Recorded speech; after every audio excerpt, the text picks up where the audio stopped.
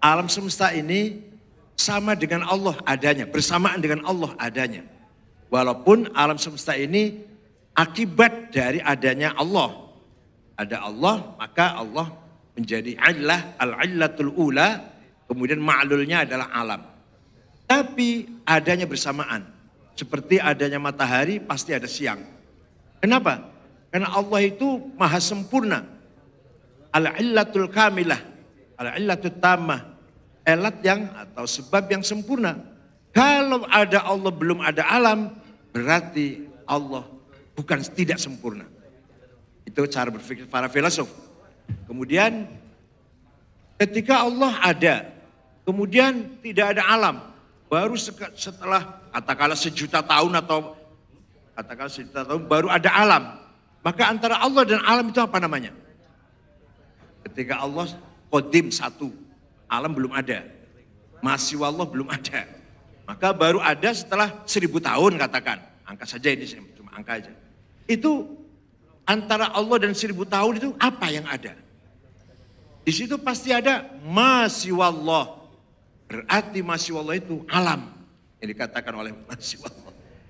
Kemudian kenapa Tuhan memilih zaman tertentu 1000 tahun? Kenapa enggak 999? Kenapa enggak 1000 tahun? 1001 kenapa?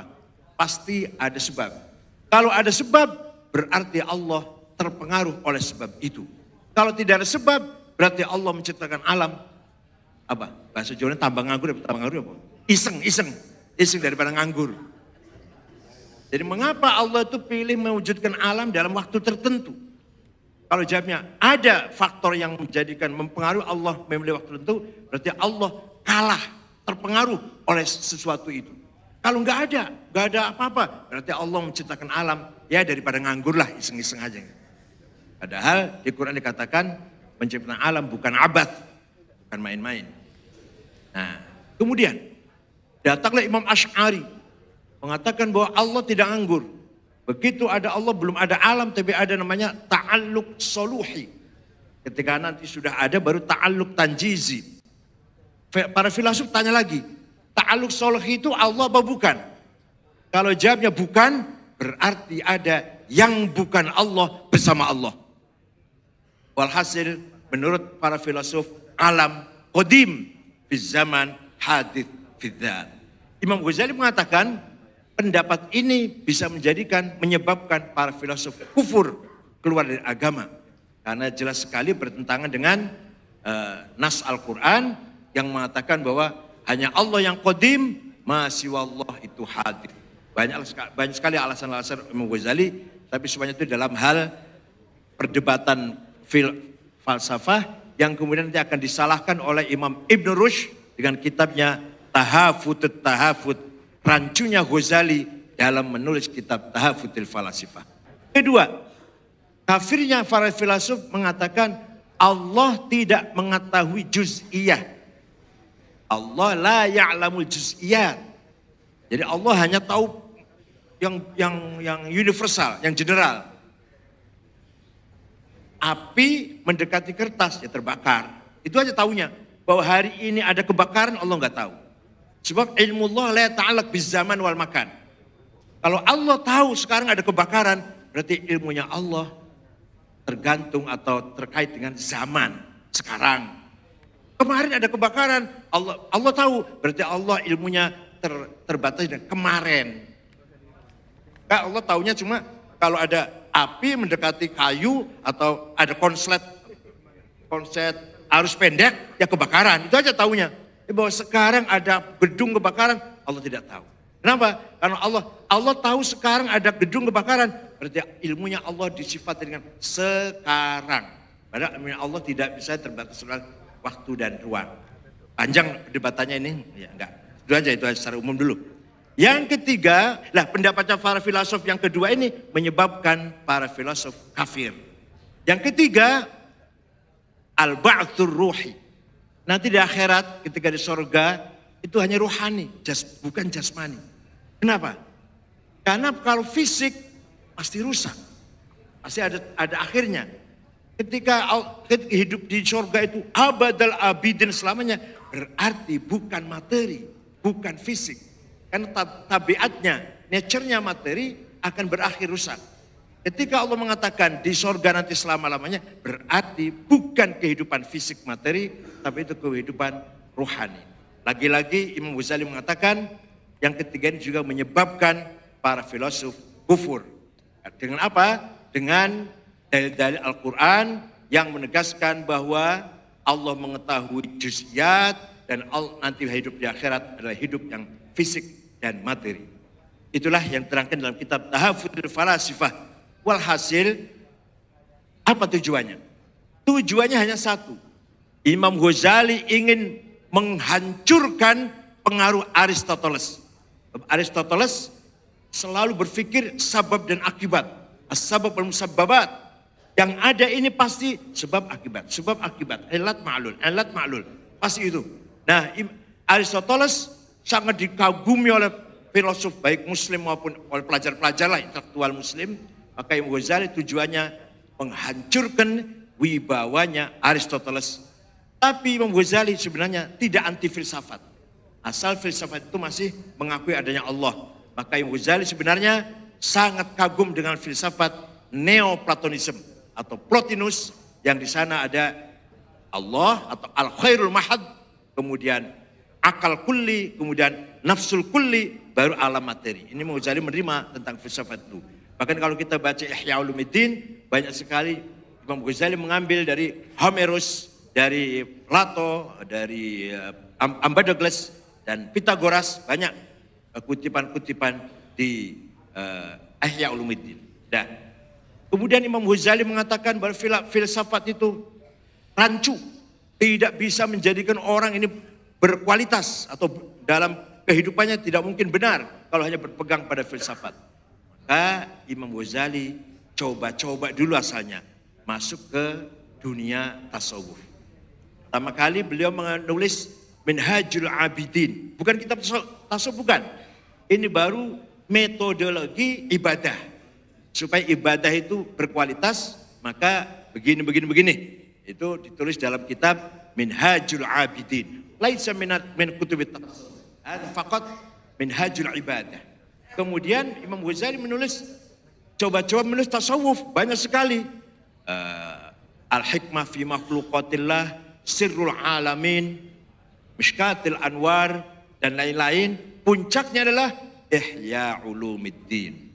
Di dalam kitab Ihya, Imam Ghazali separuh awal bicara syariat, dari babul ilm, babul miyah, babul toharo, babul sholah, dan seterusnya. Separuh akhir dibagi dua. Rub'ul muhlikat dan rub'ul munjiat. Rub'ul muhlikat, apa saja yang bisa menghancurkan manusia, takabur, hasad, hiqad, sum'ah, su'udhan, riya, ujub, dan seterusnya. Apa-apa yang menyelamatkan manusia di akhir sendiri, namanya rub'ul munjiat, taubat, wara', zuhud, tawakal, ridho, syukur, sakinah, tumakninah, dan seterusnya. Qanaah, dan seterusnya. Ada yang menarik dalam kitab Ihya. Ketika bicara tauhid, wah ini jam berapa ini? Ada yang menarik dalam kitab Ihya. Ketika bicara tauhid, gak ada yang selain Ghazali, gak ada seperti ini. Kelebihan Ghazali membagi tauhid menjadi 4. Pertama, kishr. Yang kedua, kishr. Yang ketiga, lub. Yang keempat, lub bil lub. Kishr, kulit, seperti kelapa. Seperti kelapa contohnya itu. Apa yang di luar apa namanya? Sepet. Sepet itu tauhidnya orang awam. Mulutnya mengatakan la ilaha illallah wa qalbu ghafil. Hatinya lupa dengan makna dalam. Ini sepet ini. Sepet ya. Kulit kelapa yang di luar itu loh. Al-Jawzul Hindi kishru مش موجود في العربية كثير هنا في مش عارف أن الإمام غزالي يمثل بالجوز الهندي. أنا أعرف لماذا هو يمثل أو جاء بالمثال الجوز لمعنى مش موجود في دول الشرق الأوسط في إندونيسيا ماليزيا كثير. جوز الهندي kelapa له قشرين قشر وقشر القشر بعدين له لب ولب اللب جوز الهندي. Kulit seperti yang paling luar itu tauhidnya orang awam. Barangkali kita barangkali kita nggak usah ngaku khosoh lah, ini awam lah. mengatakan la ilaha illallah wa qalbuna ghafil an ma'na. Mulut lisan hanya mengatakan la ilallah, hati kita kosong, tidak dibarengi dengan arti dan penghayatan. Itu mulut kita itu setiap hari seperti itu. Ini mulut masih halus loh. Kalau mau kasar cangkem kita. Al-sinatuna kadhibah, al-sinatuna ghafilah, nahnu ghafalah. Lisanuna yaqul la ilallah wa qalbuna ghafil. Wa qalbuna yuhibbud dunya wal jaw wal mal wal fulus wa deposito wal bank wa bursa efek wa sayarat wa nujum manasib. La ilaha illallah wa qalbuna fulus.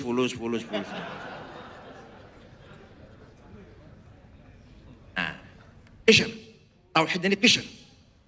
Wa kishru kishr. Ada kulitnya kulit. Ini tauhidnya orang munafik. Ya. Yang lub, yang isi. Ini kita-kitaan. Ya kelas menengah lah. La ilaha illallah. Hatinya lihat bahwa semua yang banyak ini bersumber dari satu wallah.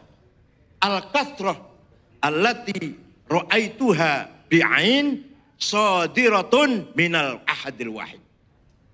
Jadi ketika mulut kita mengatakan la ilaha illallah, itu artinya yang banyak ini, semua ini muncul atau diciptakan oleh satu al-ahadul ahad. Itu masih lub itu. Nah, sekarang kalau meningkat lub bil lub, santen, dan menjadi santen. Apa itu? Akhirnya lub bil lub ini. Yang kelihatan cuma satu. Yang ada ini tidak ada yang kelihatan mata. Jadi sebenarnya kita aja. Sebenarnya kita ini tidak ada. Tapi kita ini diadakan oleh yang ada sebelum kata ada itu ada, sudah ada. Bahkan kita menggunakan kata ada karena ada yang ada. Kita menggunakan kata tidak ada karena ada yang ada. Contoh, Ahmad ada di kantor. Kita menggunakan kata ada karena Allah ada. Bukan karena kita, bukan. Ahmad tidak ada di kantor. Kita menggunakan kata tidak ada karena ada yang ada. Maka yang ada hanyalah yang ada. Saya ulangi. Belum paham. Kita ini sebenarnya tidak ada. Tapi kita ini diadakan oleh yang ada. Yang ada sebelum lapal ada, itu ada, sudah ada. Bahkan kita menggunakan kata ada karena ada yang ada. Kita menggunakan kata tidak ada karena ada yang ada. Maka yang ada hanyalah yang ada. Bahkan kita ini hanya manifest dari yang ada tersebut. Paham alhamdulillah enggak ya, enggak apa-apa belum?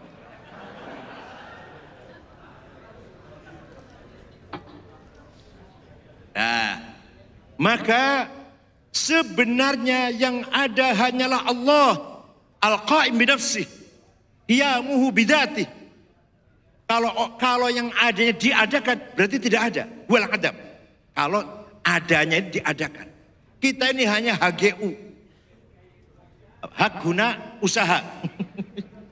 Kita diberi ada 70 tahun, 80 tahun, 100 tahun. Maunya berapa? Maunya berapa tahun dipinjami ada ini? Contoh, domir, pronoun, kata ganti ada 3. Ana, anta, huwa. Ana, aku. Ana Said, ana Ahmad, ana Toto, ana Sukardi, ana Zainab, ana Maryam. Paham kan? Paham ya? Silakan dipakai. Ana Ahmad, ana Sukardi, ana Abu Bakar, ana Hasan, aku Zainab, aku Maryam, aku Dewi, aku Evi. Mati semua nanti. Tinggal aku satu yang tidak mati. La ilaha illa ana. Tidak Tuhan kecuali ana. Artinya la wujuda illa ana. Tidak ada yang ada kecuali ana, kecuali aku. Artinya puncaknya. Artinya la ana illa ana. Tidak ada aku kecuali aku. Aku Ahmad mati, aku Hasan mati, aku Toto mati, aku Sukardi mati, aku Zainab mati, aku Maryam mati. Tinggal aku Allah. La ana illa ana. Oleh karena itu zikirnya orang khawas, Zikirnya bukan la ilaha illallah, ana. Aku itu zikirnya yang paling top itu. Zikir khosoh, ana. Zikirnya orang awam, la ilaha illallah. Zikir yang ulama, la ilaha illa huwa. Tingkat lagi khos, la ilaha illa anta. Khosul khos, la ana illa ana. Puncaknya, ana. Alah. Gak paham ini, ya jelas gak paham ini.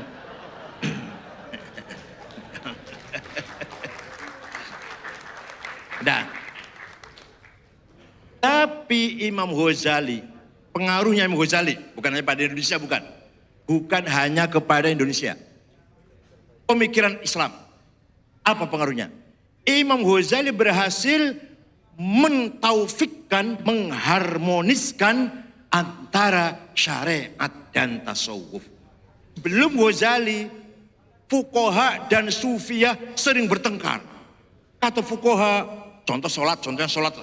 Sholat itu harus kiblatnya lurus, pakaiannya bersih, baunya harum, fatihahnya fasih, harus mujawad, ikhfa idharnya harus bener lah. Ya, Ihdinas siratal mustaqim, harus begitu, harus lurus. Kata sufi, alah, kalau hatinya nggak khusyuk percuma sholat kamu itu. Sholat yang penting khusyuk, walaupun kopiannya malang nggak apa-apa. Pakainya kaos singlet nggak apa-apa. Sarungnya cap gaji dulu 3 bulan belum dicuci nggak apa-apa. Yang penting hatinya tawajuh, al khusyuk wal hudur. Kata sufi. Sering bertengkar. Akhirnya sering fuqaha meremehkan sufi, sufi meremehkan fuqaha. Apa ilmu kamu tuh? Saling kamu kulit saja. Kata fuqaha, kamu ini sesat, dolal. Jauh sekali dalam memahami agama ini. Kata fuqaha kepada sufi. Al-Hallaj adalah korban daripada fanatisme zahir. Al-Hallaj divonis mati oleh Ibnu Dawud Al-Zahiri tahun 309. Bakar, kepalanya dipancung, dibakar, debunya dibuang ke sungai Dajlah. Sedikit. Nah, itu tahun 309 ketika Khalifah Al-Muqtadir bilang, nah itu korban. Begitu pula Ghulam Al-Khalid, bahkan Dunun Al-Misri pernah dipanggil oleh Khalifah Mutawakil dan dipenjara beberapa hari. Itu sufi dan fuqaha terutama hadis. Datang Imam Ghazali, apa kata beliau?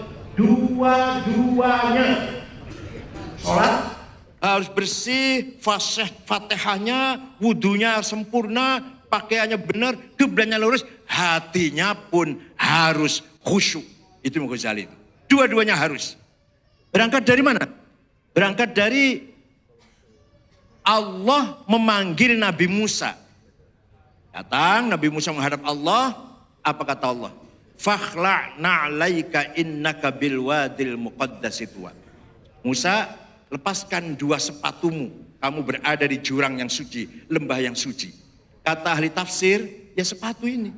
Kata sufi, ya Allah, repot-repot jauh-jauh Nabi Musa datang menghadap Allah, hanya perintah melepas sepatu. Oh, remeh-temeh banget perintahnya. Nggak mungkin perintahnya remeh begitu. Jadi apa?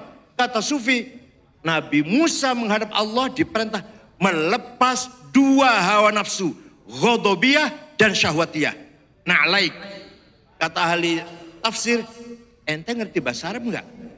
Na'laika maknanya hawa nafsu dari mana itu?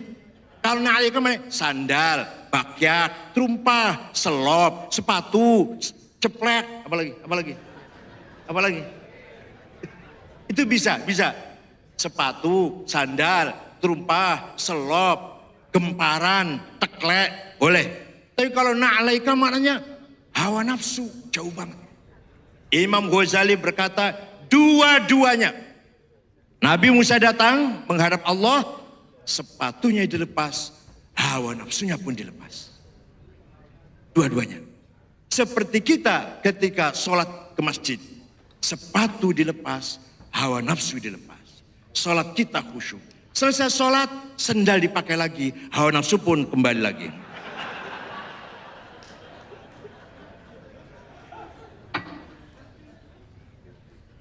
Itu Imam Ghazali dalam rangka menggabungkan antara syariat dan hakikat.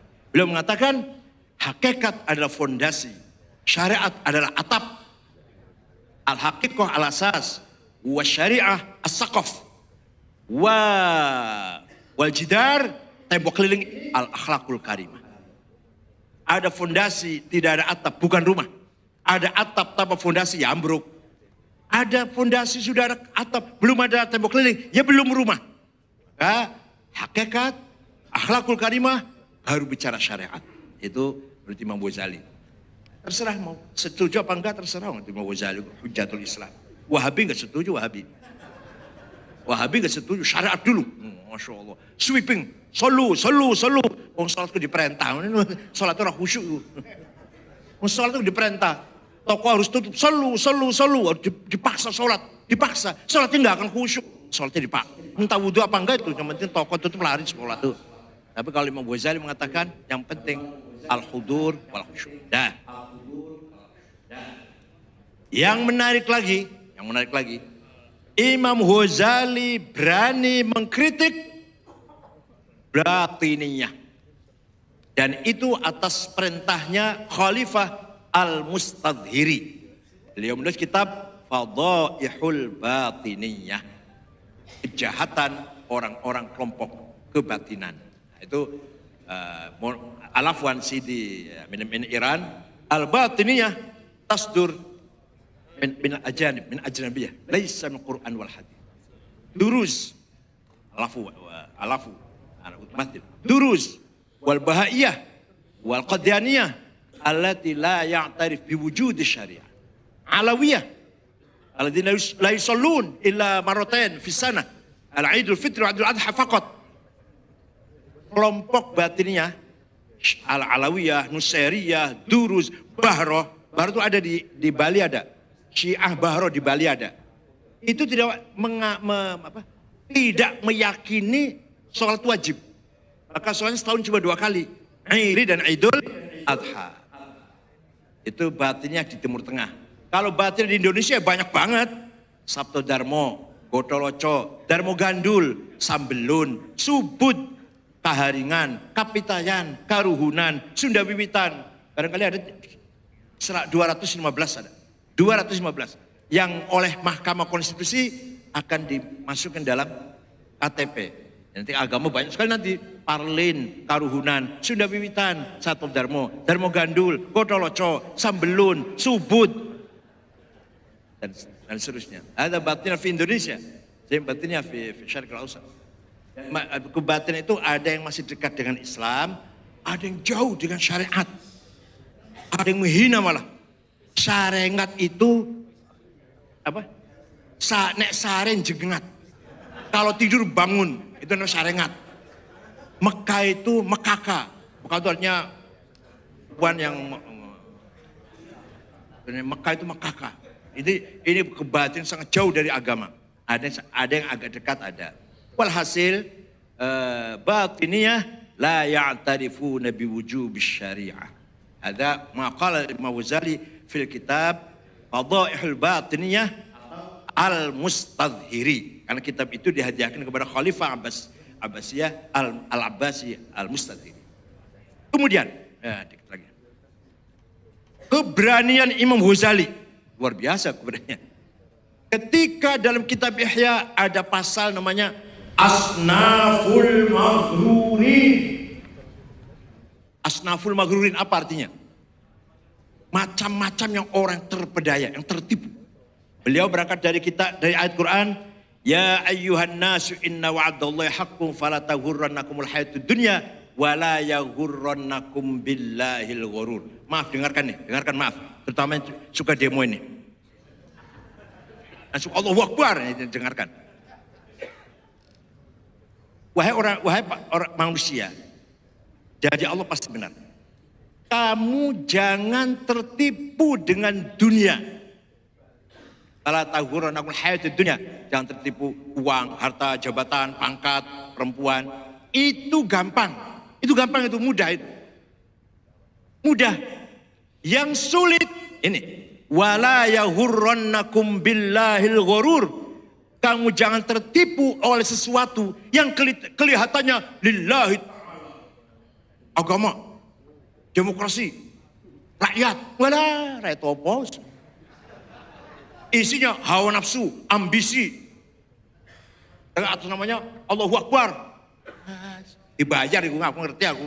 Sing bayar sapa aku ngerti. Bayangkan Pak, bayangkan nih. Coba yang tenang kita pikir. Yang tenang Pak, jangan emosi. Istiqlal untuk tidur ngeces. Sholat Jumatnya di Monas, bener nggak itu? Ayo, pikir yang tenang, jangan emosi. Tidurnya di Istiqlal, jadi masjid untuk ngeces, ngeces, ngiler. Tapi sholat Jumatnya di Monas, silahkan.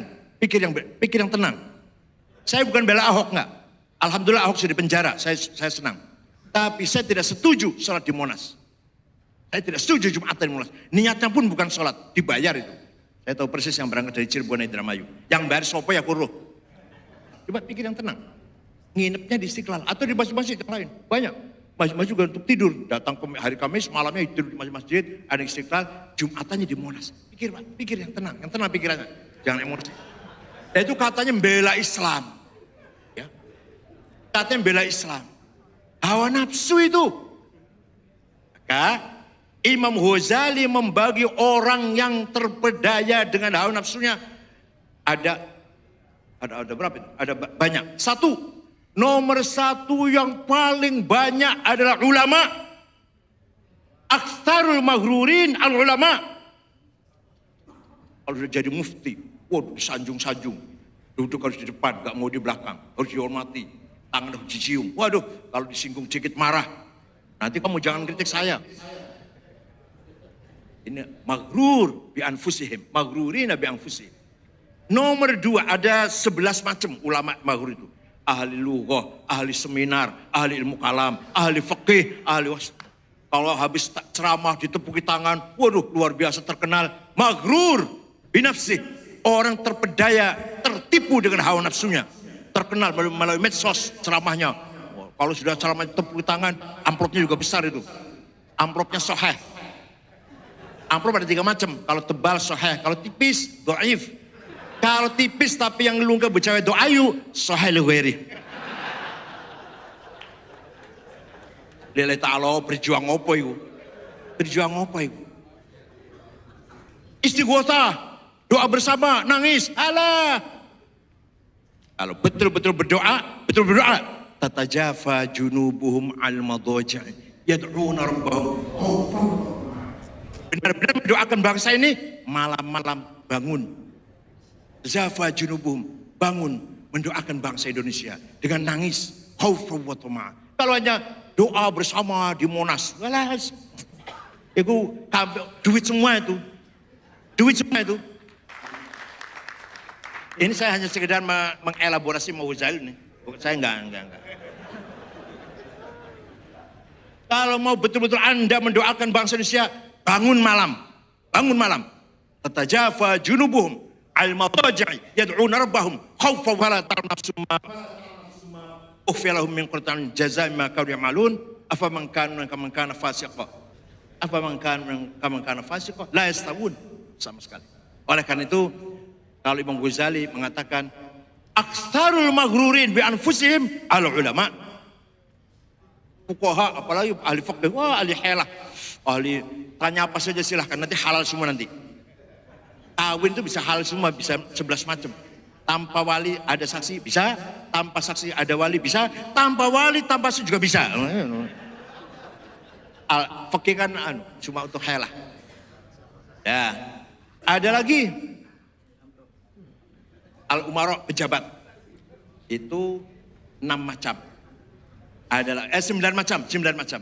Ada lagi al-aghniya al-maghrurun bi amwalihim itu 6 macam. Orang yang tertipu dengan kekayaannya itu 6 macam. Orang tertipu dengan jabatan 9 macam. Yang tertipu dengan ilmunya 11 macam. Astagfirullahaladzim. Termasuk saya barangkali. Kalau nggak dihormati, kalau nggak disebut namanya tersinggung. Ya, kalau acara harus disebut, yang terhormat Ketua Umum PBNU. Kalau nggak disini tersinggung itu. Apalagi kalau nggak diamplopin tersinggung, udah. Maghrur. Imam Ghazali. Nah, kemudian Imam Ghazali jadi rektor 2 tahun. Lama-lama beliau menangis. Hidup saya ini apa ini? Apa hidup saya ini?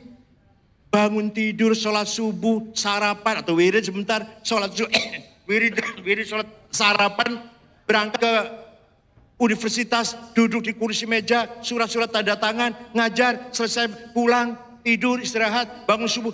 Apa ini? Coba bayangkan Pak, bayangkan. Ayo sampai renungkan. Hidup kita ini loh, hidup kita rutin sekali. Adakah setiap hari kita ini semakin bertambah imannya? Semakin meningkat iman kita dengan hidup rutin yang kita lakukan? Bangun tidur, sholat subuh, wirid sebentar, sarapan, berangkat kantor. Dan kantor ya kerjaan-kerjaan, pulang, maghrib pulang, makan malam, tidur, sholat isya, tidur. Banyak berkata tahajud juga. Tiap hari rutin saja. Adakah, ayo kita tanya masing-masing. Adakah rutinitas yang kita lakukan setiap hari itu menambah iman kita? Nah, tanya silakan masing-masing, tanya sendiri-sendiri. Nah, adakah menambah iman kita? Imam Ghazali. Hidup saya ini ala syafa jurufin har. Saya ini hampir saja masuk jurang neraka. Rutinitas saya begini, tidak bertambah imannya, tidak sama sekali bertambah khosyah wal khauf minallah, tidak bertambah, tidak semakin khauf, hanya rutin saja. Akhirnya Imam Ghazali mengajar tidak bisa. Ngajar tuh nggak keluar suaranya nggak keluar. Harus ngomong apa sih? Mau ngajar apa ini ya? Ngajar fikih, fikih cuma ilmu helah. Ngajar filsafat rancu. Ilmu kalam, cuma ilmu perdebatan. Apa ini? Nggak keluar suaranya. Akhirnya jabatan rektor ditinggalkan. Beliau mengembara sampai ke Mesir, terus sampai ke Suriah, di Damaskus, mengunci diri di menara Masjid Al-Amawi Damaskus 4 bulan. Menurut beliau setelah 4 bulan itu, fakana makana wala tas'al 'anil khabari. Terjadi kepada saya apa yang telah terjadi dan jangan tahu apa ceritanya. Apa yang telah kau dapatkan 4 bulan itu. Nggak bisa digambarkan. Jadi kata Imam Ghazali, ada ilmu, ada sesuatu yang wujud nyata, tidak bisa ditulis, tidak bisa diucapkan, tidak bisa digambarkan. Kecuali bitajribah, dilaksanakan sendiri. Malah nyuwun sewu, mohon maaf. Dalam kitabnya Ayyuhal Walad, Imam Ghazali, mohon maaf, mencontohkan seperti orang jima. Orang ML. Apa? Making love. Jima. Ayo tulis. Nikmatnya orang jima. Ayo tulis. Gak bisa. Atau ceritakan, ayo nikmatnya lu ya. Paling saya dari malam jima enak sekali ya, gitu aja. Ceritakan seperti apa enaknya. Gak bisa. Tapi apa? Dirasakan. Tidak bisa diucapkan, tidak bisa ditulis, tapi dilakoni seorang usah diomongkan, dilakoni. Nah itu. Jadi ada ilmu kenikmatan yang luar biasa yang falatas al-anil khobari. Kamu jangan tanya ceritanya gimana kamu. Anda ketika 4 bulan di menara Masjid Amawi dapat apa? Latas al-fakana makan memang bagaimana? Fakana makana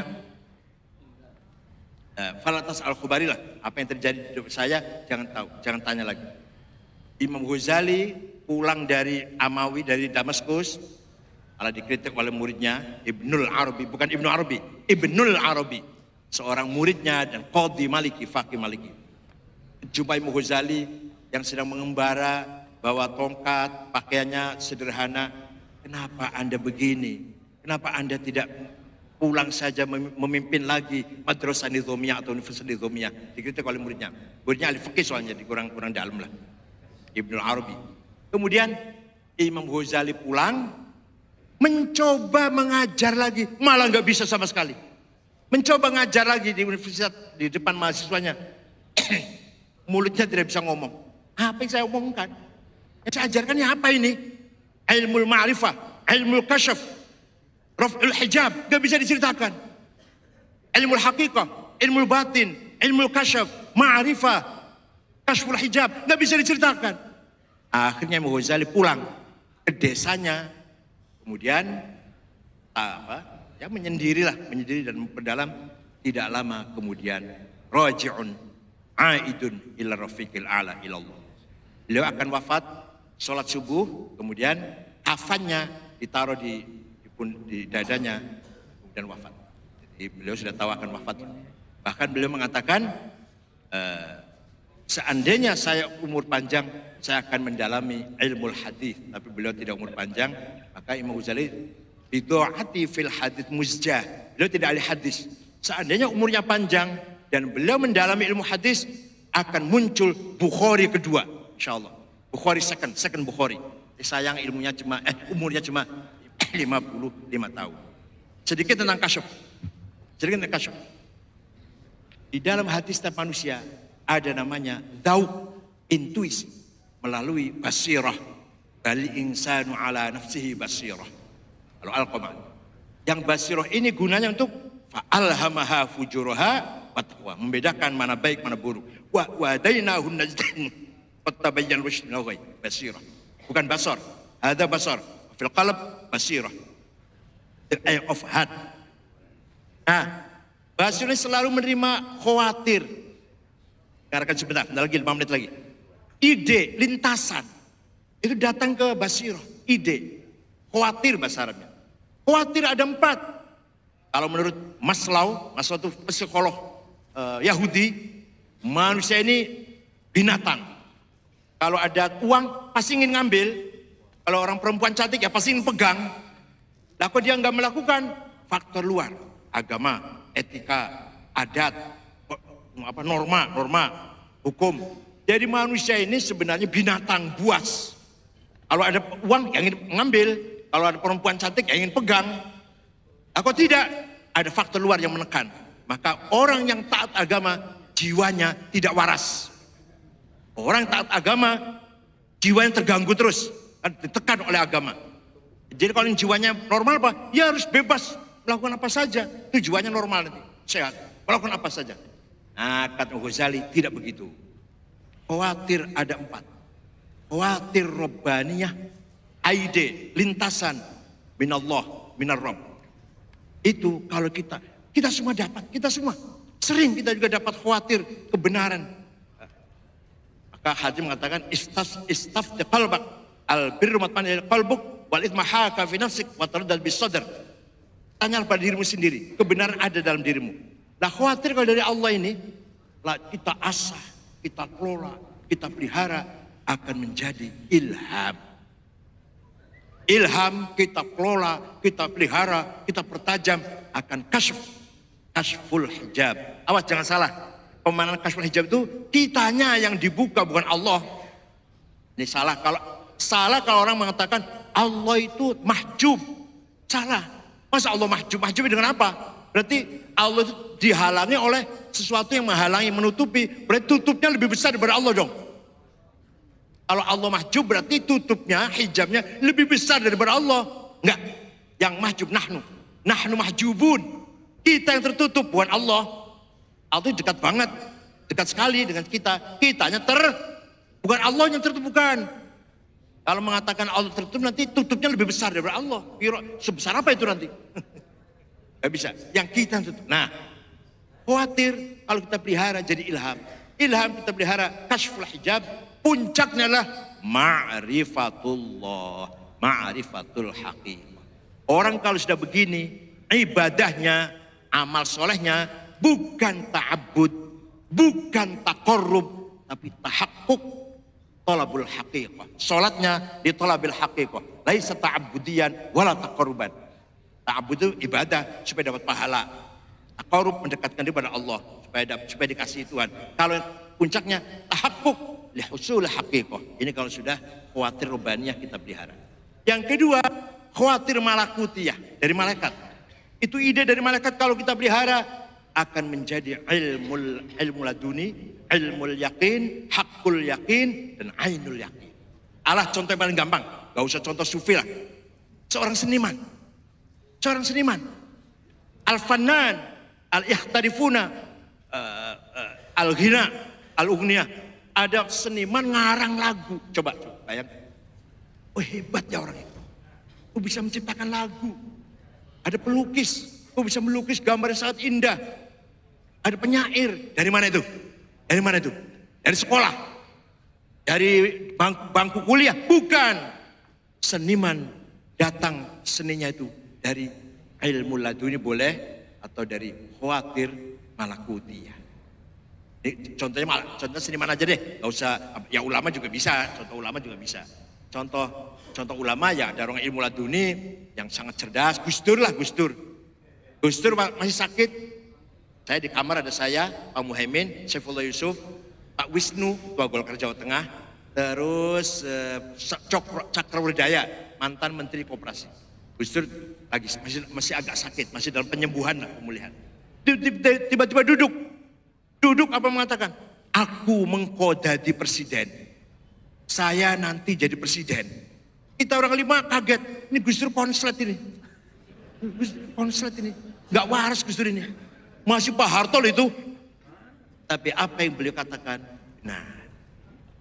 Ini banyak sekali, banyak. Suatu ketika saya jalan-jalan pagi, ini sudah gak jadi presiden. Mantan presiden. Jogging pagi mampir ke rumah saya. Minta minum air putih dan roti tawar. Tidur. Ada AC-nya dingin. Tiba-tiba bangun mengatakan, mengko sampean nek umur 56 jadi ketua umum PBNU. Mengko sampean kalau sudah usianya 56 tahun jadi ketua umum PBNU. Betul. Saya ketua umum PBNU di Makassar, usia saya 56 tahun. Itu Gus Dur itu. Oh banyak kalau Gus Dur, saya ceritanya banyak sekali dengan Gus Dur. Jalan-jalan habis sholat Isya, habis sholat di Masjid Nabawi. Jalan cari orang khawas, cari ulama yang hebat. Ada ulama lagi ngajar, kitabnya setumpuk, muridnya banyak, jenggotnya panjang. Misalnya, niki Gus, bukan. Ada lagi ulama lagi ngajar lagi, bukan. Itu lagi sebelah sana, bukan. Ada orang Mesir, ya, sorbannya kecil-kecil saja, lagi wirid, lagi berdoa. Ini katanya, berhenti di situ. Nggak ada muridnya, sedang sendirian. Nggak ada yang menganggap ulama itu. Terus saya mengatakan, saya mengenalkan, padahal beliau juga bisa bahasa Arab, tapi yang disuruh saya. Syekh, Assalamualaikum. Saya ada Rais Akbar Jam'iyah di Indonesia, Jamiatul Ulama, ismuhu Abdul Wahid. Ada apa katanya? Apa yang dia mau? Yatlub minka doa, minta doa. Doa apa? Ya doa selamat lah. Doa. Doa, mendoakan, sudah selesai. Orang ini lari sambil sajadahnya ditarik. Saya mengatakan begini, ya Rob, ma dzambi hatta tu'arrifani iya. Ya Allah, dosa apa aku ini, kata orang ini. Kok jenengan buka rahasia aku pada orang ini. Waktu itu wali lagi nyamar kok.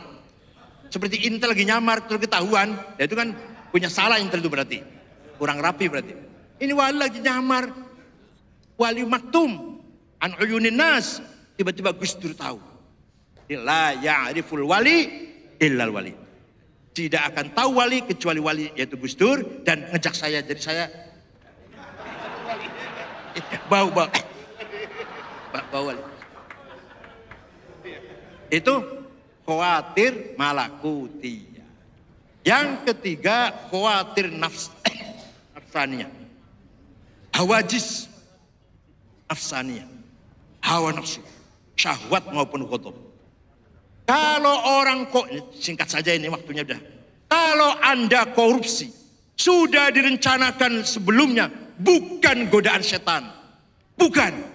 Itu adalah hawajis nafsaniyah dari sampean sendiri. Jangan nyalakan setan. Setan gak bisa bikin proposal.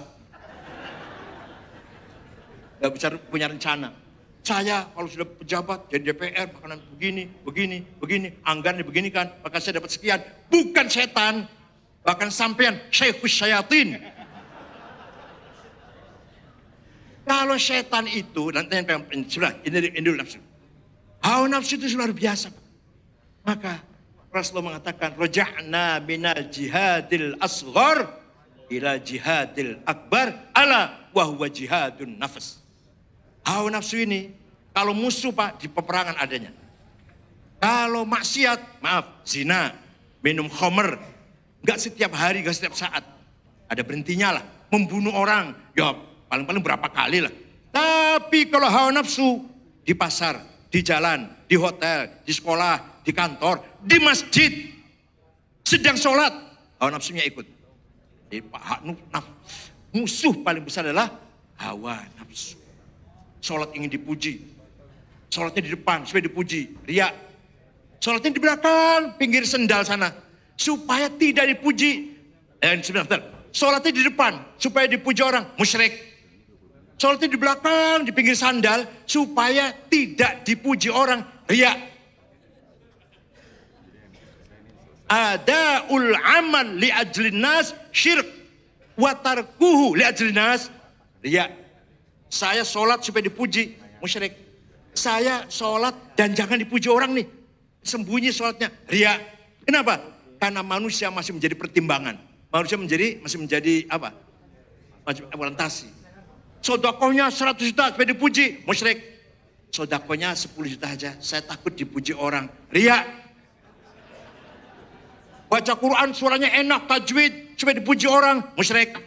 Baca Quran pelan-pelan, takut dipuji orang, riya.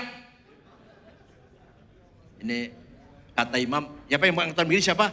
Abu Hashim Al-Kufi. Imam Sufyan Ats-Tsauri mengatakan, maziltu ura'i hatta ajlisu bi Abi Hashim Al-Kufi. Saya tiap hari riya, kata Abu Sufyan Ats-Tsauri ini. Mujtahid, ulama besar. Saya tiap hari riya. Setelah saya duduk dengan Abu Hashim, baru tahu apa arti riya. Jadi, amal supaya dipuji orang, musyrik. Amal supaya tidak dipuji orang, riya. Supaya di komentarnya, walaupun saya besar, sholatnya di belakang. Kalau itu, dekan itu rektor loh, sholatnya di belakang ya, Masya Allah. Waduh banget orang itu. Pas sholatnya pinggir sendal ya, padahal dia tuh ulama besar loh. Itu ketua umum PBNU loh, tapi sholatnya di belakang, pinggir sandal. Riya. Oh, sholat di depan, ketua PBNU sholatnya di depan sendiri, musyrik. Ya wis enak tengah-tengah. Dah, itu yang terakhir syaitoniyah. Khawatir syaitoniyah namanya waswasah. Kalau khawatir nafsu ini namanya hawajis. Khawatir nafsu syaitoniyah namanya waswas. Kalau waswas itu apa? Yuwaswisu fi sudurin nas. Saya kesana mau benar, digoda, diganggu. Saya bentak, a'udzubillahi. Lari setannya, nanti sana goda lagi. Jadi setan itu spontanitas, tidak punya rencana, itu setan. Kalau punya rencana bukan setan, hawa nafsu kita itu. Dan rencana 2 bulan yang lalu, udah dipikir, direncanakan, akan korupsi. Wah, itu bukan setan, ente yang gurunya setan malah. Setan aja geleng kepala, ini saya aja nggak bisa bikin proposal kayak orang ini. Saya harus berguru pada. Nah di Jakarta ini banyak sekali syuyukh syayatin, Jakarta ini. Dan macam-macam syaitan. Ada yang pakai celana, pakai dasi, ada yang bertato, berkalung bergelang, ada yang pakai sorban. Rata-rata syuyukh syayatin. Menurut ukuran Imam Ghazali, bukan saya bukan. Dan rakyat Imam Ghazali kok. Jadi Imam Ghazali berjasa besar mentaufikkan asy-syari'ah wal haqiqah. Syukron, ini kalau panjang ya enggak, 2 semester. Saya paham begini 4 tahun ya Allah. Saya paham begini 4 tahun, hasil kuliah 4 tahun. Syukron wa dumtum fil khairi wal barakati wan najah. Mohon maaf, bukan dari saya kritikan, saya menjabarkan dari Al-Imam Al-Ghazali dalam kitabnya di Ihya terutama Asnaful Maghrur. Syukron. Jazakumullah khairal jaza wa barakallahu lakum fikum jami'an. Assalamualaikum warahmatullahi wabarakatuh. Wassalamualaikum warahmatullahi wabarakatuh. Waalaikumsalam.